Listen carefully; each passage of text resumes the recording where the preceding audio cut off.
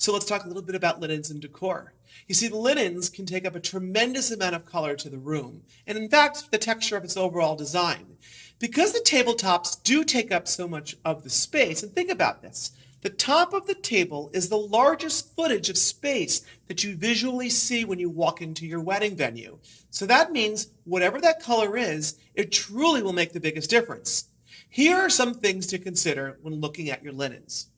As linens are reused and they're dry cleaned in between uses, please be sure to ask your linen provider to double check that the lengths truly have not shrunken. Your napkins can either match your tabletop or add a pop of color or pattern if you choose to.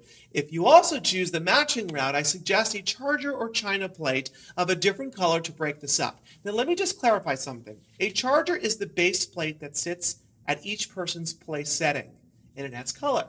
Your napkins you can also be playful with to add a little bit more uniqueness to the overall design.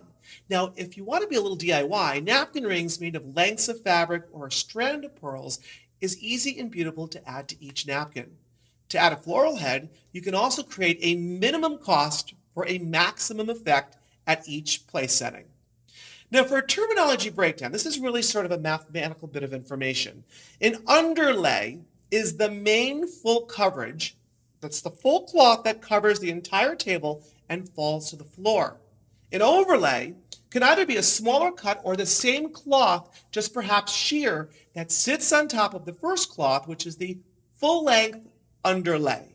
You can add texture, sheen, color, print to the underlay or the overlay to add a uniqueness to your overall look. Now, a runner.